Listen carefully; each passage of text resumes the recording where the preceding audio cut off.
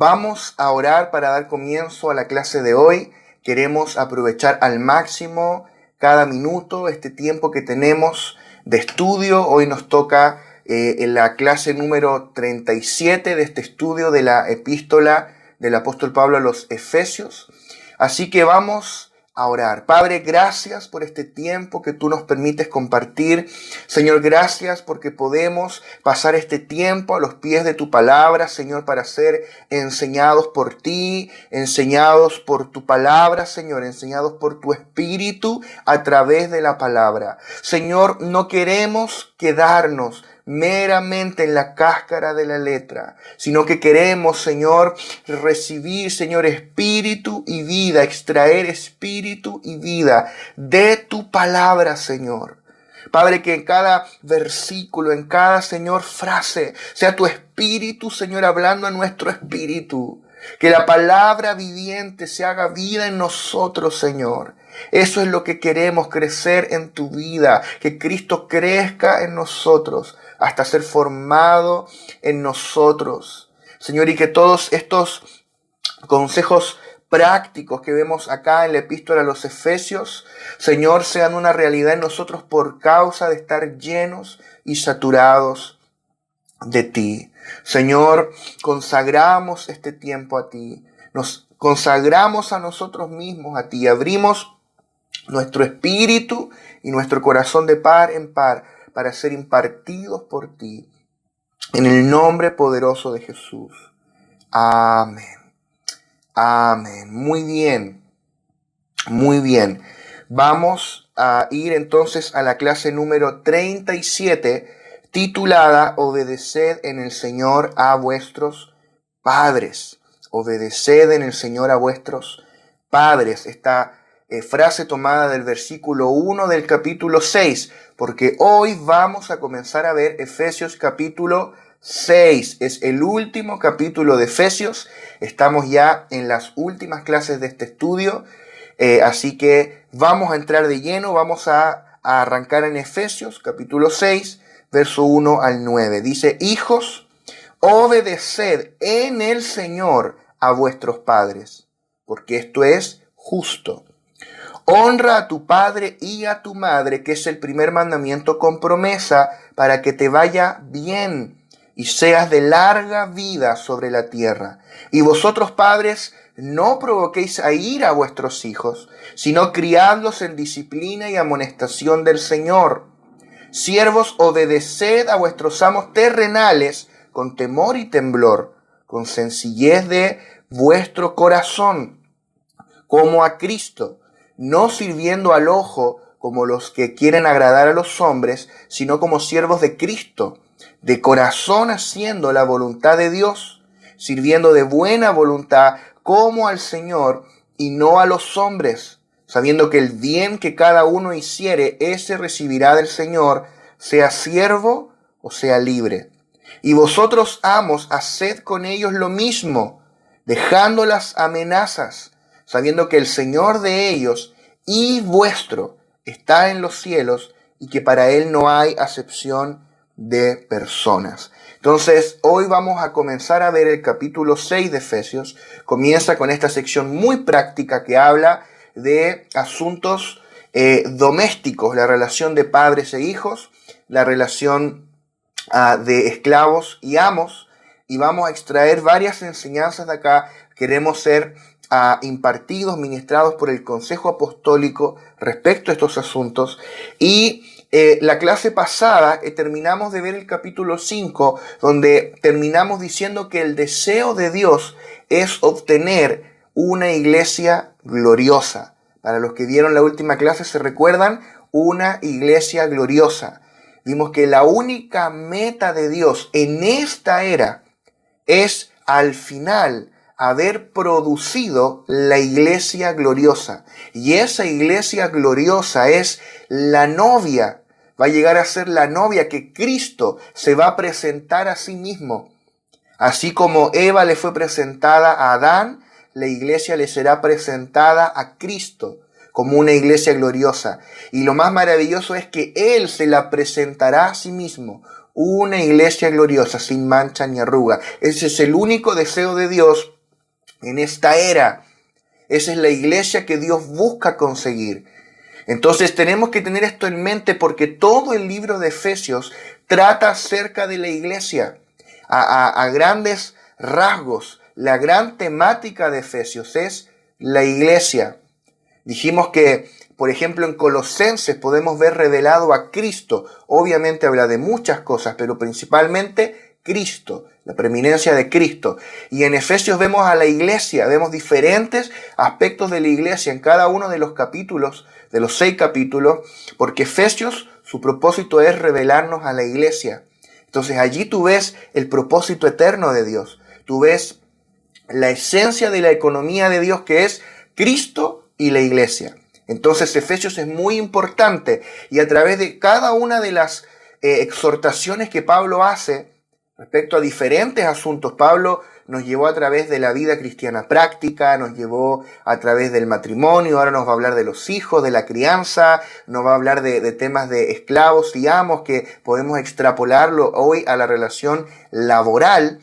Y en todas esas cosas, Pablo nunca pierde de vista el foco. Él te está hablando de la iglesia, te está hablando de una iglesia gloriosa, ya sea a través de una revelación de la iglesia, que puede ser muy profunda, pero también de asuntos muy prácticos. Y no es que Pablo se está yendo del tema, Pablo está mostrándote a esta iglesia gloriosa que te está revelando, pero también en asuntos prácticos, cómo es en la práctica, cómo debemos ser si queremos ser una iglesia gloriosa. El tema del libro de Efesios no es la conducta ni la virtud, sino la iglesia. A través de las diferentes exhortaciones que presenta esta epístola, Pablo nunca pierde de vista el punto principal, que es la iglesia.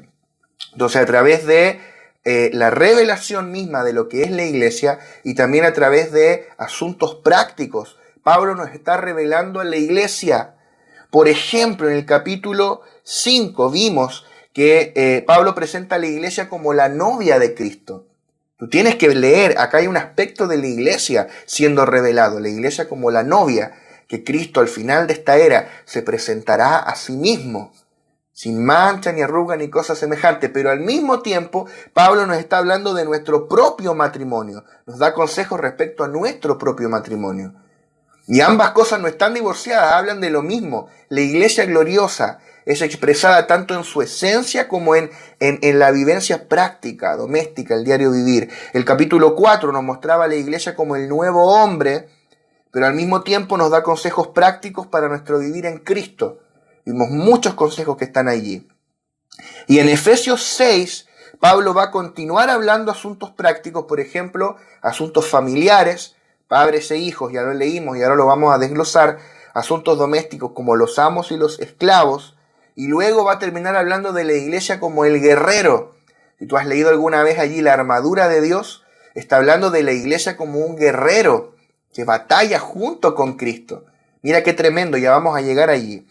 Entonces, entre la sección que presenta a la iglesia como novia y la sección que presenta a la iglesia como guerrero, tenemos una sección que es esta que leímos, los primeros 9 versículos de Efesios 6, que tratan estos asuntos prácticos, la relación de padres e hijos y de amos y esclavos.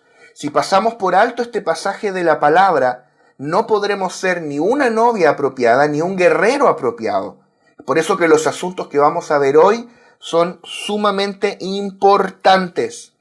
Son asuntos prácticos. Pablo acá continúa mostrando los efectos de la llenura del Espíritu. Él en Efesios capítulo 4, Pablo habla de que seamos llenos del Espíritu Santo, y todo lo que viene después es una consecuencia de estar llenos del Espíritu Santo. La vida matrimonial adecuada, la vida de paternidad adecuada, la vida de hijo adecuada, la vida relacional, laboral, todo eso, para que sea adecuado, la única forma es que estemos llenos del Espíritu Santo. Solo cuando vivimos llenos del Espíritu y andamos en la luz, podemos manifestar este vivir, esta medida divina, que es Cristo mismo expresado. Y por último, para terminar esta introducción, al igual que la sección tocante al matrimonio, esta sección tiene un paralelo en Colosenses. Pablo habla más o menos las mismas cosas en Colosenses, aunque un poco más condensado en el capítulo 3, verso 20 al 25. Entonces vamos ahora a desglosar esta exhortación del apóstol Pablo. Primero se dirige a los hijos. Efesios 6:1 dice: hijos, obedeced en el Señor a vuestros padres, porque esto es justo. Y el paralelo que está en Colosenses 3:20 dice: hijos, obedeced a vuestros padres en todo, y le agrega en todo, porque esto agrada al Señor. Entonces acá hijos es la palabra griega teknon, que significa un niño. Tenemos teknon, que es un niño, un hijo cuando es niño, y tenemos huios, que es un hijo adulto. Cuando un niño llega a la adultez, se vuelve un adulto maduro, él se va de la casa, forma su propio hogar, tiene sus hijos, pero él nunca deja de ser hijo, solo que es un hijo en otra etapa, en otra fase, ¿verdad? Tenemos teknon y tenemos huios, el hijo niño y el hijo adulto. Acá usa teknon. Cualquier lector que leyera esto en griego lo vería inmediatamente esta diferencia. Incluso en inglés también existe esta diferencia, en francés también existe, en español no. Nosotros tenemos solamente hijo. Entonces por eso hacemos el alcance. Acá habla de teknon. O sea, está hablando básicamente de hijos menores de edad o de hijos que todavía viven bajo el techo de sus padres. No sé si has escuchado el dicho: mientras vivas bajo mi techo, vives bajo mis reglas. Bueno, eso es así. O sea, mientras el hijo es niño o mientras viva en la casa de los padres, tiene que obedecer a sus padres en todo. Entonces el apóstol primero se dirige a los hijos. Antes de exhortar a los padres, fíjate, primero exhorta a los hijos, porque por lo general de ellos se originan los problemas. La mayoría de los problemas de las relaciones padre-hijo la originan los hijos, porque ellos son los más inmaduros, por lo general. Los niños son más inmaduros. Entonces ahí surgen los problemas, las rebeldías, ya sea en la niñez, la adolescencia, qué sé yo, las diferentes etapas. Son los niños, los hijos, atentos, hijos que están escuchando. Por lo general el problema surge en los hijos. ¿Cuál es el mandamiento a los hijos? Obedecer a sus padres. Simple. Tienes que obedecer a tus padres. Esta obediencia no es condicional, sino que es en todo. Como dice también en Colosenses, en todo. Ahora bien, estos hijos a los que Pablo le está hablando no son hijos comunes, no son mundanos, no son gente que no ha nacido de nuevo. Son creyentes, son gente nacida de nuevo, son cristianos, son gente que tiene a Cristo. Por ende, Pablo les dice que obedezcan en el Señor. Les dice: obedeced a vuestros padres en el Señor. Eso marca toda la diferencia. Y acá hay tres cosas que esto implica. Número uno, los hijos deben obedecer a sus padres siendo uno con el Señor, o sea, en comunión con Él. O sea, si yo no estoy en profunda comunión con el Señor, yo no voy a poder obedecer a mis padres. Si tú eres hijo, si tú vives con tus padres, tú tienes que obedecerlos en todo. En todo. Yo sé que hay varios niños en la iglesia, varios adolescentes en la iglesia. Tienes que obedecer a tus padres en todo. ¿Y qué pasa si mi mamá o mi papá dice algo que yo creo que está equivocado? Igual tienes que obedecer. No, que tienes que estar acá a tal hora, tienes que estar a esa hora. No puedes ir a tal lugar, no puedes ir a tal lugar. Tú tienes que obedecer en todo. ¿Se entiende? Entonces tú dices: ¿pero cómo? Bueno, tienes que estar unido siendo uno con el Señor, andando en la luz, lleno del Espíritu, si no, imposible. Número 2, ¿qué significa obedecer en el Señor? Que no deben hacerlo por su propio esfuerzo, sino por el Señor, con las fuerzas del Señor. Y número 3, que no deben obedecer conforme al concepto natural, sino conforme a la palabra del Señor. O sea, si tú eres un adolescente que está escuchando esto, un joven, tú tienes que obedecer a tus padres. El concepto natural hoy día es: rebélate, haz lo que tú quieras. El mundo tiene muchas ideas, muchas ideologías, pero nosotros obedecemos acorde a la palabra. Nuestra regla de fe, de conducta, de vida es la palabra de Dios, es la Biblia. Obedecer en el Señor es obedecer conforme a las reglas del Señor, no a las reglas de este sistema. Hay tanta corriente de pensamiento, llega a ser ridícula sobre la crianza de los hijos. Yo es más, pienso que la mayoría de esos psicólogos ni siquiera tienen hijos. Claro, otra cosa es criar hijos de verdad, ¿no es cierto? Entonces, tiene que ser conforme a la palabra del Señor. Esa es nuestra base, ese es nuestro marco de referencia. Además, Pablo dice que es justo que los hijos obedezcan en el Señor a sus padres. Justo en griego es dikaios, que significa algo justo, algo recto y también algo razonable. Algo razonable, eso es muy interesante, porque obedecer a los padres no solo es correcto, sino que también es razonable. Claro, los niños, los adolescentes creen que se las saben todas, creen que saben lo que hay que hacer, pero no saben. No saben, los padres saben más que los hijos, eso es así. Y uno lo descubre muy tarde, después de equivocarse o cuando uno ya es padre, como una infografía que vi una vez por ahí, que uno ya teniendo hijos empieza a entender, claro, algo, como decía, algo sabía el viejo. Es cierto, uno se va dando cuenta con hijos que algo sabían los padres, ¿verdad? Bastante en realidad. En Colosenses Pablo añade y dice, porque esto agrada al Señor. O sea, si tú eres un joven, una joven y tú quieres agradar al Señor, tienes que obedecer a tus padres. Avancemos al verso 2 y el verso 3 dice, honra a tu padre y a tu madre, que es el primer mandamiento con promesa, para que te vaya bien y seas de larga vida sobre la tierra. O sea, Pablo está citando Éxodo, está citando los 10 mandamientos, honra a tu padre y a tu madre.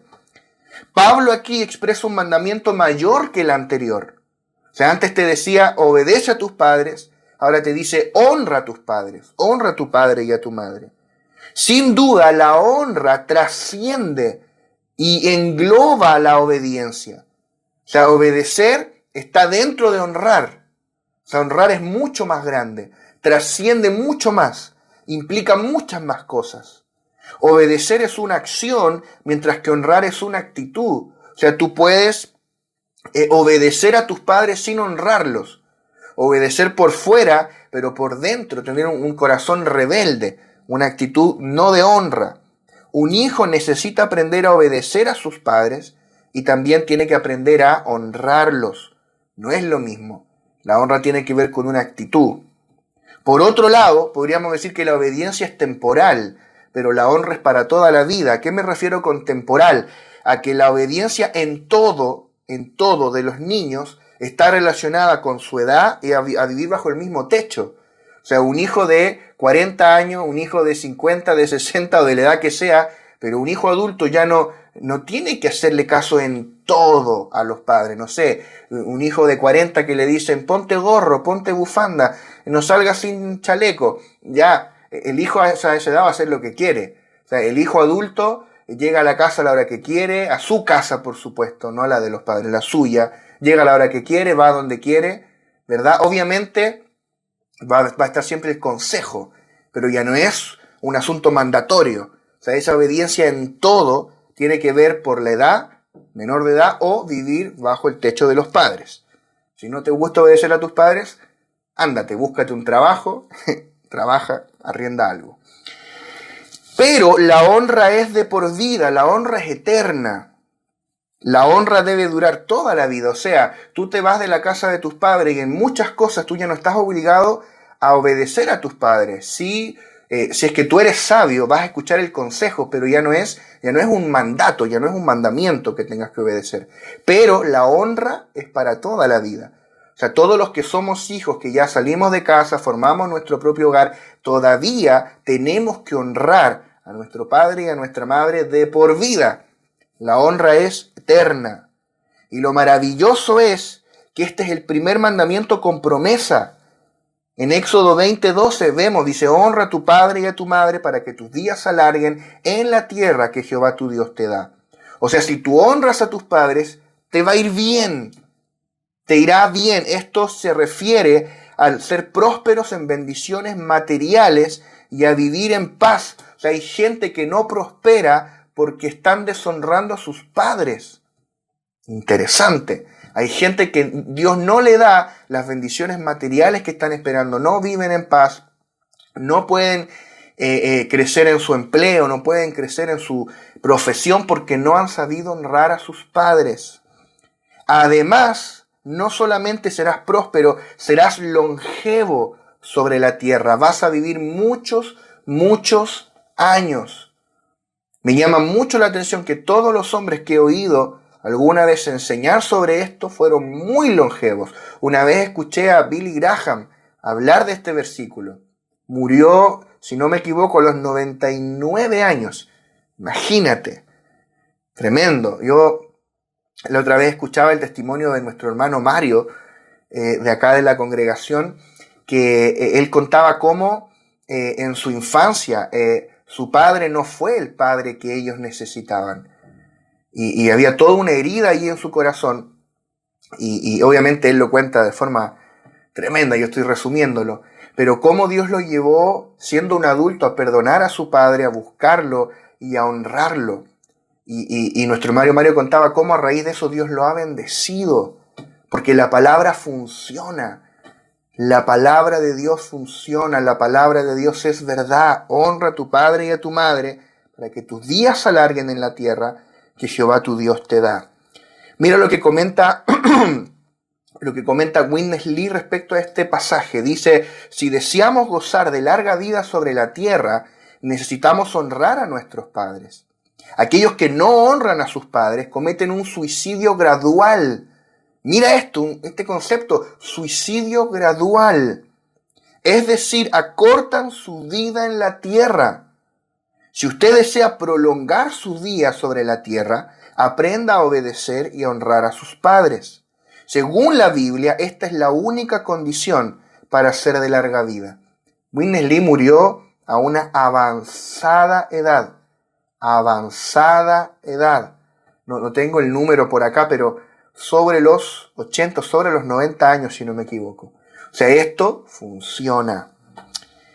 Entonces tenemos acá que el apóstol les dirige una exhortación, que honren a su padre y a su madre, que obedezcan a sus padres, la fundamenta bíblicamente porque les pone un versículo, les está citando el Antiguo Testamento y además les presenta las bendiciones que la obediencia a tal precepto comporta. O sea, te está diciendo primeramente a ti te conviene obedecer este mandamiento. A ti te conviene, no a Dios, a ti te conviene. Como con todos los mandamientos de Dios, a nosotros nos conviene el escuchar y obedecer los mandamientos del Señor. Vamos ahora al consejo a los padres. Efesios 6:4 dice, y vosotros padres no provoquéis a ira a vuestros hijos, sino criarlos en disciplina y amonestación del Señor. Y el pasaje paralelo de Colosenses, que es 3:21, dice, padres, no exasperéis a vuestros hijos para que no se desalienten. Los padres tienen el rol de criar a los hijos en disciplina y amonestación del Señor. Suena coherente, ¿verdad? Tiene sentido. El tema es que en la práctica, en este proceso es frecuente perder la calma y la paciencia. ¿Sí o no? Los padres.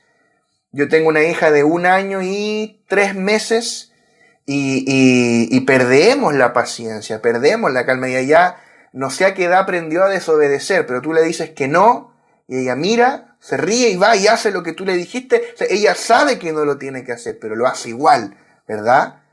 Entonces, muchas veces como padres nosotros perdemos la calma, perdemos la paciencia. Yo sé que los padres me van a entender. Cuando esto ocurre y reaccionamos mal, provocamos una reacción aún peor en nuestros hijos. Esto es cierto, yo puedo testificar de esto. Cuando yo pierdo la paciencia y me enojo y reacciono mal, mi hija más reacciona mal. O sea, cuando ella está haciendo un berrinche, una pataleta y yo pierdo la paciencia y le grito, ella más grita. No sé si te has fijado, ¿verdad?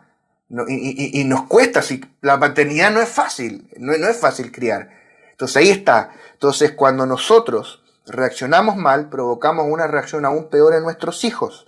Es por eso que Pablo comienza esta exhortación diciendo, no provoquéis a ira a vuestros hijos. En Colosenses dice, no exasperéis a vuestros hijos, son sinónimos. Provocar a los hijos a ira les hace daño, pues incita su carne. O sea, si yo provoco a mis hijos a ira, si yo exploto, yo reacciono mal y yo traspaso esa ira hacia ellos, yo les estoy haciendo un daño como padre. Interesante. Siempre que un padre se enoja con su hijo, el resultado es destructivo. Por esta razón, Pablo nos aconseja que no perdamos la calma cuando disciplinamos a nuestros hijos. O sea, tenemos que disciplinarlos, tenemos que amonestarlos, tenemos que criarlos, pero en el Señor. Dice amonestación del Señor. No podemos perder la calma, no podemos perder la paciencia. O sea, hay hijos que son agresivos porque los padres son agresivos, hijos que siempre gritan porque los padres siempre le gritan, hijos que le pegan a los compañeros en el colegio porque los padres siempre les pegan a ellos. O sea, los hijos van a replicar lo que ven en nosotros. O sea, en nosotros como padres recae la responsabilidad, sobre todo cuando ellos son más pequeños. Está toda la responsabilidad en nosotros. Después ellos ya tienen facultad de decidir. Pero al principio está toda la responsabilidad en nosotros, no podemos evadirla. O sea, si primero parte exhortando a los niños, qué bueno, pero ahora el Señor nos está exhortando a nosotros los padres. Para no provocarlos a ira, los padres deben resolver el problema de su propia ira, permaneciendo en la cruz. Esta es la única manera de no perder la calma. O sea, si tienes un niño violento, primero revisa cómo te comportas tú. Si tienes un hijo que pierde la paciencia, que por todo grita, primero tenemos que revisar si nosotros nos estamos comportando así. El problema de ira en un niño, por lo general, es un problema de ira en los padres. Ojo ahí. ¿Cuál es la única manera de no perder la calma? Es permaneciendo en la cruz. Permaneciendo clavado a la cruz. No te bajes de la cruz. En lugar de provocar a ira a los hijos, los padres deben criarlos en la disciplina y amonestación del Señor.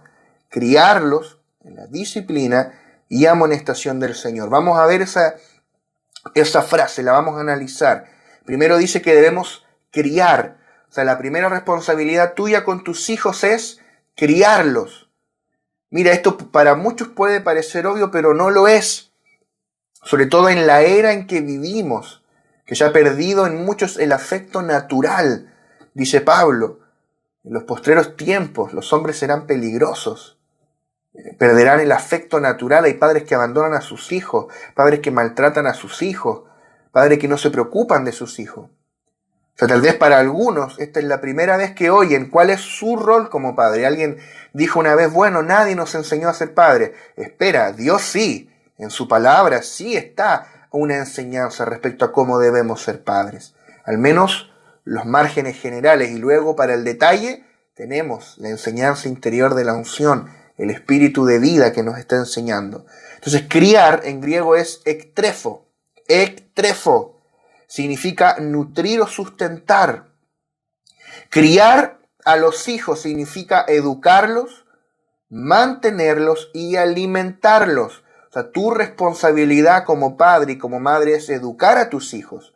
No esperes que los eduque el sistema, el colegio. Tú los tienes que educar, tú los tienes que mantener y tú los tienes que alimentar. Una traducción literal, porque ektrefo, no puse todo el detalle acá, pero tú lo puedes cotejar en el comentario de Matthew Henry. Ektrefo es una palabra compuesta. Y si tú la descompones, la traducción literal podría ser esta: nutrir a los hijos de la propia sustancia de los padres. Como tomar de lo más profundo de los padres y entregárselo a los hijos. O sea, vendría a ser algo así como alimentarlos hasta quitándote el alimento de tu propia boca. No sé si has escuchado esa expresión. Se quita el alimento de la boca para dárselo a los hijos. Eso es lo que Pablo está diciendo acá. Eso es ektrefo. O sea, que tú, si es necesario, te quites el alimento de la boca, que lo más importante para ti como padre sea cuidar de tus hijos, sustentar a tus hijos. Que a los hijos no les falte el sustento necesario para que se desarrollen con salud y energía. Luego tenemos la palabra disciplina. Debemos criarlos en la disciplina y amonestación del Señor. Disciplina en griego es paideia. Paideia, que significa educación entrenamiento, disciplina y corrección. Corrección. Y se corresponde con la palabra hebrea musar. Ya la vamos a ver en Proverbios, musar. De esta palabra griega, paideia, deriva palabras en español como pedagogo, pedagogía, que significa enseñanza, de ahí viene. Paideia, educar, disciplinar, corregir. Educar a los hijos requiere que los padres les den la instrucción necesaria con respecto a la vida humana, la vida familiar y la vida social. O sea, tu responsabilidad como padre, tu responsabilidad como madre es enseñarles a tus hijos todo lo que deben saber de la vida humana, no el colegio, no el liceo, no la universidad, tú. Todo lo que respecta a la vida familiar, tú se los debes enseñar. Todo lo que respecta a la vida social, tú se lo debes enseñar. Educar, enseñar, entrenar. Y si no se entiende bien a la primera, disciplinar y corregir hasta que se aprenda. Y lo tercero es la amonestación. Debemos criarlos en la disciplina y amonestación del Señor. Amonestación es nouseia, que significa poner en mente, que tú coloques algo en la mente, fijes algo en la mente de tu hijo. Debemos criar a nuestros hijos con la amonestación del Señor, del Señor. Esto quiere decir que debemos enseñar a nuestros hijos valiéndonos de la Biblia. Enséñale la Biblia a tus hijos. Enséñales a leer con la Biblia. No hay otro libro que debiesen aprender a leer más que la Biblia. Los demás libros sirven, por supuesto. Nosotros a nuestra hija le compramos libros, pero lo primero, léeles la palabra, léeles la Biblia. Hoy día hay hasta Biblia formato niño, Biblia con dibujitos. Ocupa todos esos recursos, por supuesto, pero instrúyelos en la palabra del Señor. Algo que yo siempre voy a agradecer y voy a honrar de mis padres, que ellos me enseñaron la palabra. Ellos me instruyeron en la palabra. Yo era niño, yo tengo recuerdos de que por las noches, todas las noches antes de dormir, me acuerdo que éramos chicos, yo y mi hermana, todavía Samuel no nacía, y mi papá o mi mamá se turnaban y nos leían la Biblia. Todos los días nos leían un capítulo o dos. De repente no entendíamos nada. Me acuerdo una vez tocó un capítulo, no sé si en Levítico, no entendí nada, pero todas esas cosas, dice Pablo, le dice a Timoteo, desde niño has sabido las sagradas escrituras, las cuales te pueden hacer sabio para salvación. O sea, el niño tiene todo ese conocimiento, pero luego viene el Espíritu Santo, le mete fuego, toma ese conocimiento y lo transforma en revelación. Te dice, ¿te acuerdas eso del arca de Noé? Sí, bueno, eso representa a Cristo, representa al Cristo corporativo que es la iglesia. ¿Te acuerdas del templo de Salomón? Mira, esa es la edificación de la iglesia. ¿Te acuerdas de Adán y Eva? Bueno, eso representa a Cristo. Pero es imposible arribar a esa revelación si primero no conoces las Escrituras. Tú eres el responsable de enseñarle las Escrituras a tus hijos. Un niño judío como Pablo, recuerda que Pablo es judío, un niño judío como Pablo, él a los 12 años ya se sabía todo el Antiguo Testamento de memoria. Pablo se sabía el Antiguo Testamento de memoria y lo aprendió siendo niño. Los niños judíos aprendían a leer con la Torá, con el Pentateuco, la ley de Moisés. Enséñale la palabra a tus hijos. Yo me acuerdo que mis padres nos pasaban de repente estos pancitos de vida que se llaman, estos como rectángulo con un versículo, y nos pasaban para que nos aprendiéramos, y si nos lo aprendíamos nos daban un premio, algo inventaban, nada muy elaborado, pero algo nos daban, no sé, un chocolatito, lo que sea, para que nos aprendiéramos la Biblia. Y me acuerdo que nos aprendimos muchos versículos. Hasta el día de hoy hay gente que dice, pastor, ¿cómo aprendió tantos versículos y cómo se lo sabe? Porque mis padres me los enseñaron. Yo honro a mis padres por eso. Nosotros estamos con mi esposa embarcados en eso mismo. Enseñarle a nuestra hija a conocer la palabra del Señor. Y me detengo en este punto. Si tú no le enseñas la Biblia a tus hijos, en la escuela no lo van a hacer. En el colegio ateo, anticristo, no lo van a hacer. Le van a enseñar ideologías humanas, le van a enseñar cosas, necedades y cosas sin sentido, tú tienes que enseñarle la Biblia a tus hijos. Hoy día hay herramientas digitales, hay libros, hay dibujitos, cosas súper divertidas para que tú puedas enseñarle la palabra. Hay unos jóvenes de la iglesia de La Serena que venden unos kits ahí bien bonitos, como de juego, para que tú le enseñes las historias bíblicas. Recurre a todas esas cosas. Tenemos que enseñar la palabra a nuestros niños. Yo veo tristemente una generación de jóvenes analfabetos en la Biblia, analfabetos bíblicamente. El problema es que esa generación, cuando nosotros ya no estemos aquí, esa generación va a deslizar en cuanto al propósito eterno. Las escrituras son necesarias, la palabra es necesaria. Ahora bien, no solo debemos instruirlos, también debemos establecer un ejemplo para que ellos lo sigan. O sea, los niños en realidad, más que aprender lo que tú les dices, aprenden lo que tú haces. Por eso a veces los niños aprenden palabras y tú dices, ¿dónde aprendió esa palabra? Claro, si tú la dices, ¿verdad? O imitan actitudes que nosotros tenemos. Tenemos que modelar lo que estamos enseñando. Y además de instruirlos, a veces es necesario disciplinarlos y castigarlos. Esto también es parte de esta palabra griega que era paideia, que es disciplina. Incluye instruir, pero también incluye disciplinar, incluye castigar. También es una forma de enseñar. Ahora bien, en la administración de esta disciplina, los padres deben tener mucho cuidado en no excederse, porque los efectos psicológicos en los hijos pueden ser desastrosos. Por eso Pablo dice en Colosenses, no exasperéis a vuestros hijos, para que no se desalienten, no se desanimen. Los hijos son afectados por cómo nosotros los tratamos. Entonces tenemos que saber disciplinar, tenemos que saber corregir. Incluso los padres tenemos que saber castigar cuando hay que castigar, pero sin excedernos. Los niños saben cuando los padres se les va la mano. Ellos se dan cuenta cuando a nosotros se nos va la mano. Y esto provoca en ellos enojo, resentimiento, pérdida de afecto y finalmente rebeldía.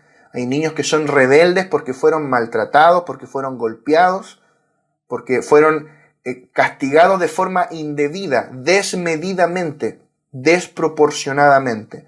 Pero la disciplina y el castigo van a estar. O sea, una crianza donde está ausente la disciplina y el castigo va a criar un niño que jamás va a ser un hombre o una mujer de bien para la sociedad.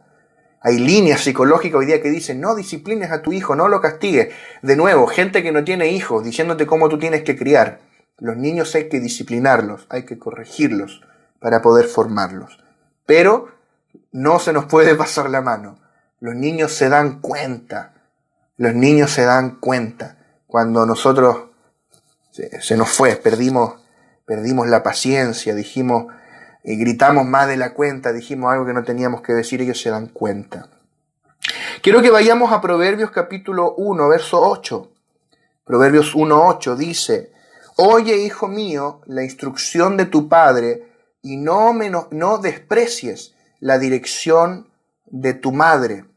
Este versículo es muy distintivo, muy importante por dos cosas. Primero, porque la palabra instrucción que está acá en el hebreo es musar, que es el equivalente de paideia, la palabra que veíamos para disciplina en Efesios capítulo 6. Y además porque acá vemos al padre y a la madre juntos trabajando en la formación de los hijos. Voy a volver a leer, oye, hijo mío, la instrucción de tu padre. O sea, el padre, ¿qué es lo que tiene que hacer? Instruir, y no desprecies la dirección de tu madre. O sea, ¿qué tiene que hacer la madre? Dirigir, direccionar. Entonces vamos a desglosar estas palabritas un poco más. Instrucción, dijimos, era musar en el hebreo. Este término aparece unas 50 veces en el Antiguo Testamento, la mayoría en Proverbios. Significa instrucción.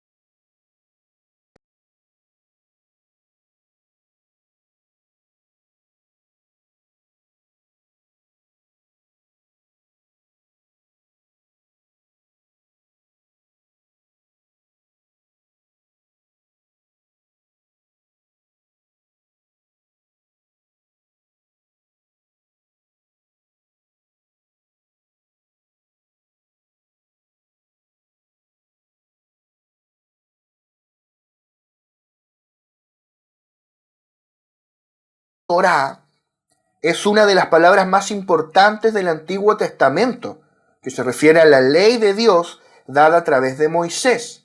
Ahora bien, en la literatura sapiencial, o sea, en Proverbios, en Cantares, qué sé yo, todos estos libros de sabiduría, donde Torá no aparece con un artículo definido, o sea, no es la Torá, sino Torá, no es la ley, sino ley. Acá el significado es dirección, enseñanza e instrucción en general. O sea, fíjate, el padre tiene que instruir, disciplinar, castigar, corregir. La madre tiene que enseñarle la ley de Dios a sus hijos. Y no solamente la ley, sino ley en general, o sea, tiene que ver con instrucción, enseñanza, orientación, dirección, transmitir sabiduría, la sabiduría de Dios a los hijos. Salomón exhorta aquí a los hijos a escuchar y someterse a la corrección, reprensión y disciplina de sus padres y también a los avisos, mandamientos y preceptos de sus madres. Mira lo que dice respecto a esto el comentario de Matthew Henry. Dice, es de notar que en realidad la madre es la verdadera educadora de los hijos, la que les moldea el carácter, mientras que el padre les moldea el criterio, la fijeza de la mente, esa amonestación que veíamos en Efesios, equivalente literal de amonestación en Efesios 6:4. 11 veces más aparecen juntos padre y madre en este libro, en Proverbios, en esta tarea educadora. Y en 2 lugares más, Proverbios 29:15 y 31:1, solo se menciona a la madre. O sea, ambos son importantes, tanto el padre como la madre tienen un rol diferente, pero vital en la formación de los hijos. O sea, no hacen lo mismo. Por lo general, en la mayoría de las familias, el padre está todo el día afuera trabajando, la madre está en la casa, la madre es la encargada de enseñar la palabra de Dios a sus hijos, enseñar la ley de Dios, el consejo de Dios, la sabiduría de Dios, enseñarles a orar, enseñarles a adorar, porque es la que está allí por lo general, ¿verdad? Mira qué interesante esto, o sea, la madre transmite Torá, transmite la palabra de Dios, tanto la palabra escrita como el rema de Dios. Ahí está la madre transmitiendo el hablar de Dios a sus hijos. Tú ves, por ejemplo, la madre de John Wesley y de Charles Wesley. Tuvo, si no me equivoco, como 10 y tantos hijos, no sé si 16 hijos, una cosa así. Y a todos los instruyó en el Señor. La gran mayoría, o casi todos, terminaron siendo pastores, ministros, evangelistas.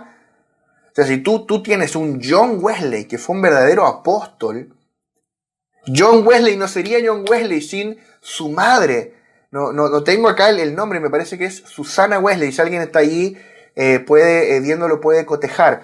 Pero tú tienes esta mujer que gracias a ella, o sea, ella es en realidad la madre del movimiento metodista. Antes que John Wesley hubo una madre que a él lo instruyó en la palabra. Charles Wesley, que componía todos estos himnos maravillosos, su madre le enseñó a adorar en casa. Tremendo. Y ella encontraba el tiempo con más de 15 hijos para sentarlos a todos, una vez al día enseñarles la palabra del Señor, sin tecnología, sin celular, sin iPhone, sin tablet, sin iPad. ¿Cómo lo hacía? Se puede. No digamos que no se puede. No le pongamos excusas al Señor. Quiero citar acá Proverbios 31:1, que era uno de estos 2 versículos que menciona solo el rol de la madre. Mira lo que dice, palabras del rey Lemuel, la profecía con que le enseñó su madre. Y tú lees, yo te doy de tarea que tú leas Proverbios 31, todo lo que Lemuel enseña, toda esa sabiduría, toda esa palabra de parte de Dios, se le enseñó su madre en casa. O sea, no esperemos que los pastores, los maestros hagan todo el trabajo, las maestras de la escuela dominical. Son los padres, el papá y la mamá, los que les tienen que enseñar la palabra de Dios a sus hijos. Tienen que instruirlos, convertirlos en hombres y mujeres de Dios. Son los padres, no otros, los padres. Vamos a avanzar ahora, aunque podríamos quedarnos toda la clase en esto. Vamos a avanzar al siguiente punto, que es donde Pablo habla acerca de la relación de los siervos y de los amos, o los esclavos y los amos. Vamos a entrar ahora en esta segunda sección de este pasaje. Al hablar de la relación entre esclavos y amos, Pablo exhorta primero a los esclavos, porque las dificultades provienen principalmente de ellos, así como entre padres e hijos, principalmente los hijos causan los problemas. Acá la mayoría de las veces los esclavos eran los que causaban los problemas, se rebelaban. Además, la mayoría de los miembros de la iglesia de la época eran esclavos, no amos. Capaz había 1 o 2 amos en la iglesia, el resto eran puros esclavos o de clases bajas. Entonces, por eso también Pablo dedica más texto a exhortar a los esclavos. Mira lo que dice Efesios 6, del 5 al 8. Dice: siervos, obedeced a vuestros amos terrenales. Amo terrenal, porque tú tienes un amo celestial, que es Cristo. Pero él dice, no por eso tienes que desobedecer al amo de aquí. Obedeced a vuestros amos terrenales con temor y temblor, con sencillez de corazón, sencillez de vuestro corazón, como a Cristo, no sirviendo al ojo como los que quieren agradar a los hombres, sino como siervos de Cristo, de corazón haciendo la voluntad de Dios, sirviendo de buena voluntad como al Señor y no a los hombres, sabiendo que el bien que cada uno hiciere, éste recibirá del Señor, sea siervo o sea libre. En los tiempos del apóstol Pablo, la mayoría de los criados, los que hacían el trabajo doméstico en una casa, que podía tener una casa grande, no sé, 20, 50 criados, todo un equipo administrativo que hacía todas las labores, tanto de la casa como de la empresa familiar. Bueno, la mayoría de esos criados eran esclavos. Hoy día las cosas siguen funcionando, esos criados son empleados que tienen un sueldo, tienen su libertad, por supuesto, pueden trabajar para quien ellos quieran, pueden entrar, pueden renunciar. En ese tiempo eran esclavos. La mayoría de estos esclavos eran comprados por sus amos y estos tenían derecho sobre la vida de ellos. Algunos esclavos y algunos amos llegaron a ser hermanos en la iglesia. Como tales, como hermanos, ellos eran iguales. No obstante, en casa, los esclavos todavía estaban obligados a obedecer a los hermanos que eran sus amos según la carne. O sea, en la iglesia eran hermanos, pero en el trabajo, en la casa, el esclavo tenía que seguir obedeciendo a su amo. Hoy no tenemos esclavos. Sin embargo, el trabajo en el cual reportamos a una autoridad sigue existiendo. Tú todavía tienes una autoridad a la cual reportar y te pagan por hacer un trabajo. La diferencia es que tienes tu libertad, tú puedes renunciar, puedes irte a otro lugar, pero a ese otro lugar donde tú vayas también tienes que reportar a una autoridad. Es por eso que esta exhortación es válida también para estos ambientes laborales, sobre todo en aquellos donde las jerarquías son más marcadas. Como dice F.F. Bruce, estos principios pueden aplicarse en las cambiantes estructuras sociales de todo tiempo y lugar. O sea, hoy tú no tienes un amo terrenal, tal vez como nuestros hermanos tenían ahí en la época de los apóstoles, pero tal vez tú tienes un jefe y en el ámbito de la esfera laboral todavía le debes obediencia. O sea, tienes que obedecer a tu jefe. Y él te va a mandar que tú trabajes y hagas cosas y tú le tienes que obedecer. Y aunque sea tu hermano en Cristo, en la esfera del trabajo todavía le tienes que obedecer. En la esfera de la iglesia no, ahí somos hermanos. Pero en la esfera del trabajo tú le tienes que obedecer.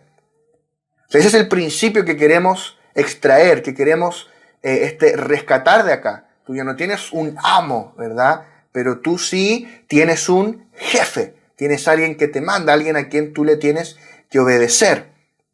Queremos extraer este principio.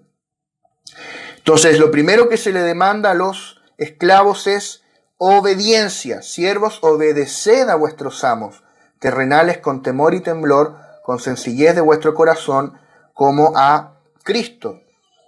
Y el versículo paralelo en Colosenses 3, verso 22 dice: siervos, obedeced en todo a vuestros amos terrenales, en todo. Ahora bien, dice con temor y temblor. El temor es el motivo interior, mientras que el temblor es la actitud exterior. Juntos, temor y temblor significa con respeto y sentido de la responsabilidad. Ahora bien, Sencillez de corazón significa servir con sinceridad, integridad y laboriosidad. Ser sencillo significa ser puro en motivo. Los esclavos tenían que ser simples, sin tener doble propósito. No debían servir a sus amos con la intención de obtener una recompensa, simplemente por servir y por la satisfacción de hacer su trabajo bien. Los esclavos deben obedecer a sus amos como a Cristo. Esto significa que ellos deben considerar a sus amos como si estos fueran el Señor mismo. Todo esto no tiene que ver con el concepto de amo y esclavo, ¿no? Porque en esa época el amo era dueño del esclavo, lo compraba. Hoy día no existe eso, gracias a Dios, porque Dios no está de acuerdo con la esclavitud, por lo demás. Pero el concepto detrás de aquí no es el concepto de amo y esclavo, el concepto es autoridad y sumisión. Ese es el concepto que está detrás. Y en cualquier estructura social, en cualquier ámbito, en cualquier esfera, tú no puedes eliminar el elemento de autoridad y sumisión. O sea, si tú eres hijo, te sujetas a tus padres. Si tú eres trabajador, te sujetas a tu jefe. Todos nos sujetamos a alguien. En el ámbito de iglesia tampoco tú haces lo que quieres. Nos sujetamos a los ancianos y pastores, a los apóstoles. En todo lugar hay esferas de autoridad. Es un asunto de autoridad y sumisión. Entonces, por ejemplo, pasa mucho que hay a veces hermanos en las congregaciones que son hermanos y un hermano hace un trabajo que el otro hermano necesita contratar, entonces dice, te voy a contratar. Perfecto, llegan a un acuerdo y el hermano dice, como es un hermano, lo voy a hacer mal, lo voy a hacer a la rápida, total, somos hermanos. No, al contrario, si es tu hermano, tú no debes bajar tu estándar, deberías elevar tu estándar. Decir, voy a trabajar aún mejor porque lo estoy haciendo para mi hermano. Versos 6 al 7 dice, no sirviendo al ojo, como los que quieren agradar a los hombres, sino como siervos de Cristo, de corazón, haciendo la voluntad de Dios, sirviendo de buena voluntad como al Señor y no a los hombres. Tú no lo haces cuando tú te sometes a tu jefe, cuando tú te sometes a una autoridad de cualquier tipo. Tú no lo haces para agradar al ojo humano. Tú no lo haces por la persona que está al frente. Tú te estás sujetando al Señor. Eso es lo mismo que Pablo plantea en Colosenses, el pasaje paralelo, capítulo 3, versos 22 al 23, dice, siervos, obedeced en todo a vuestros amos terrenales, no sirviendo al ojo, como los que quieren agradar a los hombres, sino con corazón sincero, temiendo a Dios. Y todo lo que hagáis, hacedlo de corazón, como para el Señor, y no para los hombres. Qué tremendo, yo creo que está muy bien explicado esto, quiero solo destacar algunas cosas acá. Si algún hermano que es esclavo obedece a su amo, a los ojos del Señor, él es un esclavo de Cristo. Él está sirviendo a Cristo. Es uno que hace la voluntad de Dios, uno que sirve al Señor y no a los hombres. O sea, acá tú lo que Pablo quiere es liberarte del concepto de servir a los hombres. Tú no estás haciendo las cosas para el hombre. En cualquier esfera, si tú en tu familia, en tu trabajo, en la iglesia, en cualquier esfera donde tú estás sujeto a autoridad, tú no haces las cosas por la persona que está al frente, tú las haces para el Señor. Todo lo que los hijos de Dios hacemos es santo. En todo lo que hacemos debemos servir al Señor. En tu trabajo, tú no trabajas para tu jefe, tú trabajas para el Señor. Es ese proceso, esa cosa que tú haces, ese producto que tú fabricas, ese servicio que tú brindas, tú no se lo brindas a un hombre. Tú no lo brindas ese servicio a un cliente natural, terrenal. Tú se lo das al Señor. Tú tienes que hacerlo con excelencia porque es para el Señor. El Señor te está mirando. Tenemos que sacarnos esa mentalidad latina de mediocridad, la ley del mínimo esfuerzo. No, hacer todo con excelencia porque es para el Señor. En realidad nosotros no estamos sirviendo al ojo natural, sino a Cristo. Tú no estás sirviendo a un jefe natural, no estás sirviendo a un cliente natural, tú estás sirviendo al Señor. Debemos realizar todo nuestro trabajo con entusiasmo, como quien sirve a Cristo y no al hombre. Todo lo que hacemos lo hacemos para el Señor y no para los hombres. Barclay, que es un estudioso, dice lo siguiente respecto a esto. La convicción del obrero cristiano es que cada una de las piezas de trabajo que produce debe ser lo suficientemente buena como para mostrarla a Dios. ¡Wow! Tremendo. O sea, si tú, no sé, reparas bicicletas, o sea, cada reparación que tú hagas tiene que quedar tan excelente como si tú se la fueras a presentar al Señor, no al cliente. O sea, cada vez que tu jefe te pide que hagas, no sé, un informe, tienes que hacerlo no para el ojo de él, para el ojo del Señor. Cada vez que tú vas a atender no sé, a un cliente, que vas a realizar algo que te pidieron hacer, no sé, en tu trabajo, en la iglesia, en lo que sea, tú lo haces para el Señor. Mira lo que dice Efesios 6:8. Sabiendo que el bien que cada uno hiciere, ese recibirá del Señor. Sea siervo o sea libre. O sea, Dios no distingue. Sea siervo, sea libre. Da lo mismo quien tú seas, el bien que tú hagas, eso recibirás del Señor. Colosenses 3, del 24 al 25, que es el pasaje paralelo, dice: sabiendo que del Señor recibiréis la recompensa de la herencia, porque a Cristo el Señor servís. Mas el que hace injusticia recibirá la injusticia que hiciere. O sea, acá está la amonestación contraria. Efesios te decía, el bien que tú hagas lo recibirás. Acá te dice, la injusticia que tú hagas la recibirás, porque no hay acepción de personas. Es decir, nada de lo que tú hagas para el Señor va a quedar sin recompensa. Cuando tú haces las cosas para los hombres, puede que esté la recompensa o no, pero cuando tú lo haces en tu corazón para el Señor, aunque naturalmente no haya la recompensa debida, el Señor está mirando y Él te va a recompensar. Dios está mirando. Cualquier cosa buena que hagamos, esa misma recibiremos del Señor. Por otro lado, cualquier cosa injusta que hagamos, eso mismo también lo recibiremos del Señor. Dios no puede ser burlado, dice la palabra. Todo lo que el hombre sembrare, eso también cosechará. Gálatas 6:7 dice: no os engañéis, Dios no puede ser burlado, pues todo lo que el hombre sembrare, eso también segará. Mira lo que comenta respecto a esto un estudioso que se llama Foulkes. Él dice: nada hay que no sea presenciado por el Señor en los cielos. Nada bien hecho queda jamás hecho en vano. Quizá no les den las gracias en la tierra.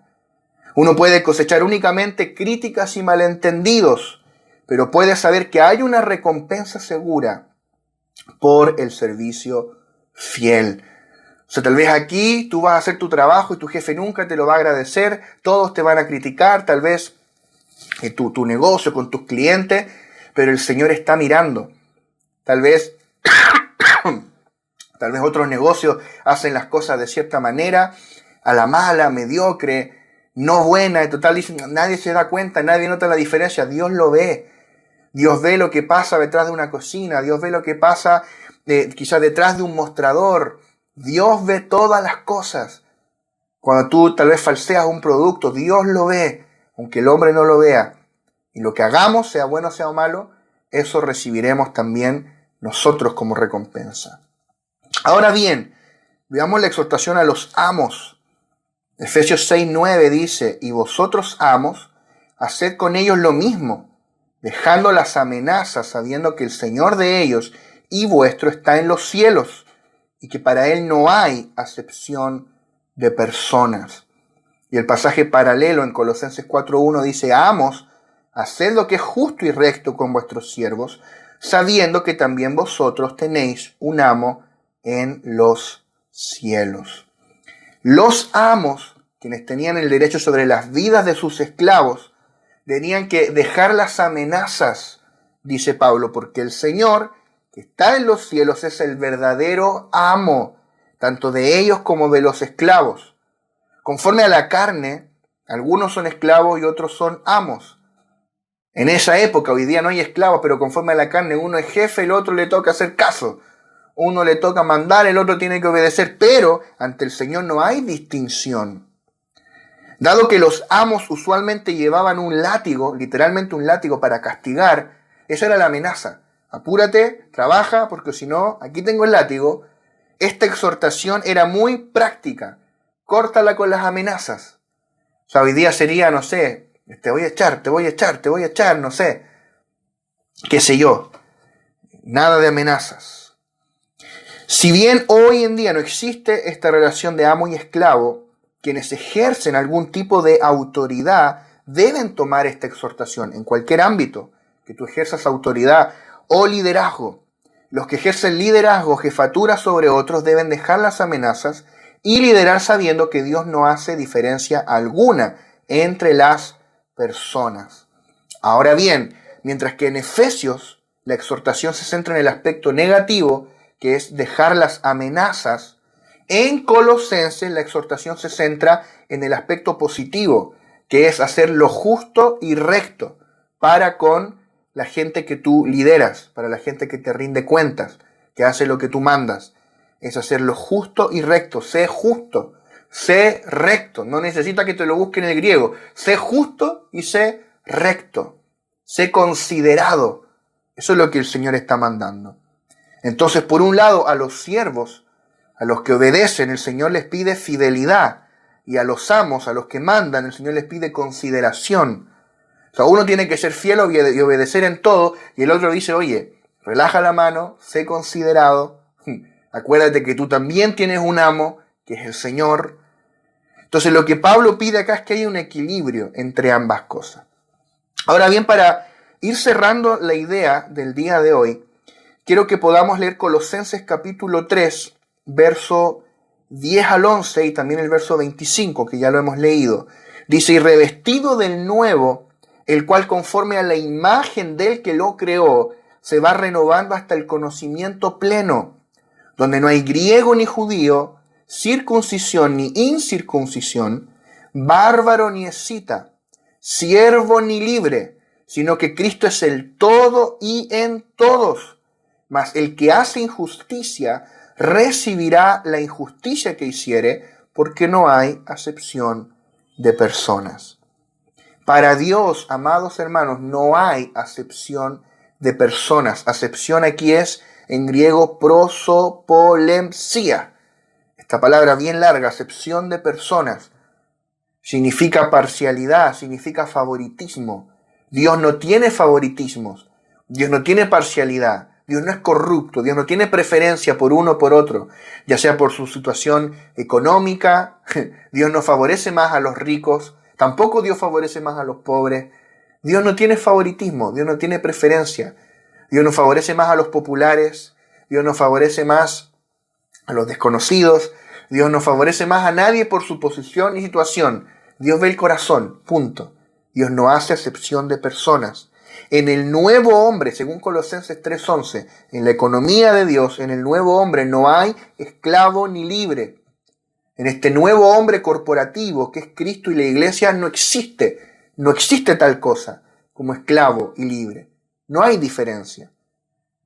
Por ejemplo, tú puedes ver acá 1 Corintios 7:21 y Pablo deja deslizar un poco su pensamiento respecto a la esclavitud. Pablo dice, fuiste llamado siendo esclavo, no te dé cuidado, o sea, tranquilo, no es el fin del mundo, pero también, mira lo que dice Pablo, pero también, si puedes hacerte libre, procúralo más.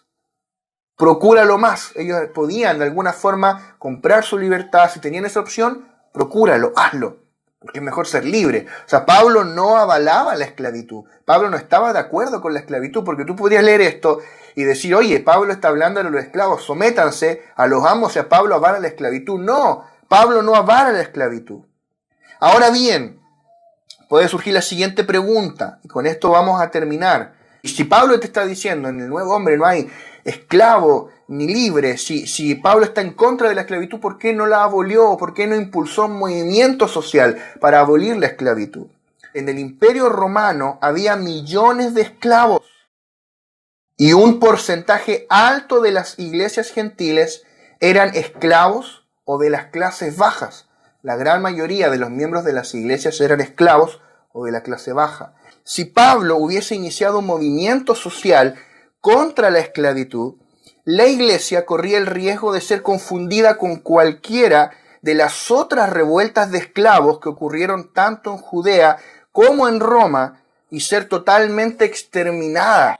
O sea, la iglesia no era el único movimiento disruptivo, rupturista que surgió ya sea en Judea, en Roma. Hubo muchas revueltas de esclavos. Entonces, si Pablo se iba en esa, los romanos hubieran dicho, esta es otra revuelta social de esclavos, otro movimiento de esclavos rebeldes, y tú tienes que pensar que gran parte de la población del imperio eran esclavos. O sea, cuestionar la esclavitud era minar el cimiento mismo de la sociedad romana. Entonces había una alta probabilidad que si Pablo hacía eso, la iglesia sea exterminada. Así como muchas otras revueltas donde cientos y hasta más de 1000 personas a la vez eran ejecutados en Roma, crucificados por causa de rebeliones. Pablo vivió en la frontera de dos épocas y le fue asignado completar la palabra de Dios en lo tocante al nuevo pacto.